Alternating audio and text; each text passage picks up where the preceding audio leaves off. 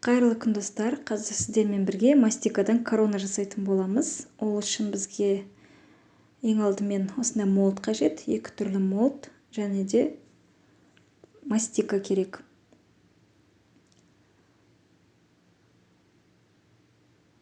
Мастиканы біз өзімізге керектегідей алып аламыз. Біріншіден біз бортик жасаймыз. Сол бортикқа қазір оюларымызды тіркейтін боламыз. Ұзындығы 15 см, ені 2 см болуы қажет.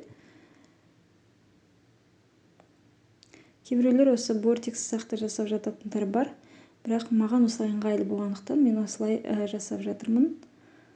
Міне көріп тұрғандарыңыздай молдқа мастикамызды салдық. Жақсылап тұрып басып, оюын жақсылап тұрып әдемілеп артығын алып тастаймыз да, оюын ақырындап аламыз. Әр оюдан екі-екіден болуы керек.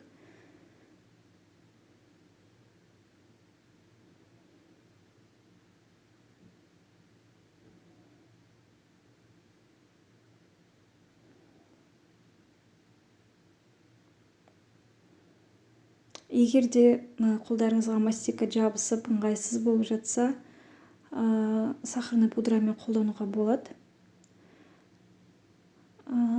Бірақ ешқашанда ұнмен қолданбайсыздар. Кейбіреулер білмей ұнмен қолданып жататындар бар. Ұнды ешқашан болған қолданбаймыз. Мастика немесе крахмал немесе сахарный пудра болуы қажет. Міне молдтарымыз дайын болып қалды. Мен жаңағы жасаған бортигімізға менде клей болмағандықтан, клейдің орнына кәдімгі суды жағып, қатты емес, біраз дымқылдап жағып, бірінші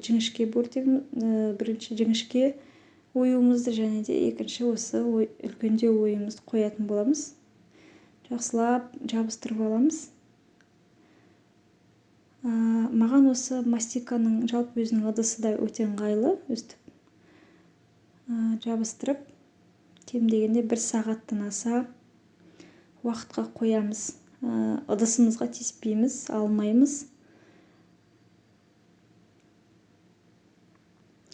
Осылай кебіп тұруы қажет.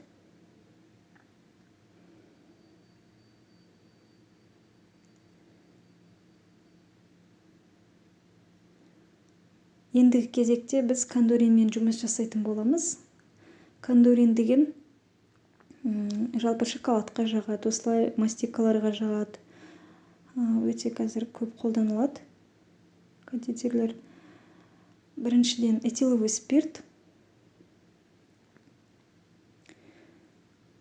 Этил спиртін біз өстіп 3-4 граммдай біраз құйып аламыз. Және де кондуриннан мен щетканың басымен 1-2 рет, 3 рет салдым. Сол жеткілікті мен үшін. Кондуриннің жалпы составы қатты сұйық болмауы да керек, қатты қою болмауы да керек. Түсіне қарап бояйсыздар. Егер түсі ақшыл болса, тағы біраз кондурин саласыздар. Мен өстіп ішін сыртын 2 қайтара бояп аласыздар.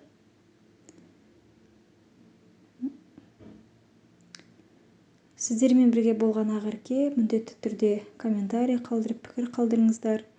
Міндетті түрде мен сіздерге жауап беремін. Подписка бөліміне тіркеліңіздер. Міне дайын күйіміз осылай болды. Ұнап жатса, лайк басыңыздар.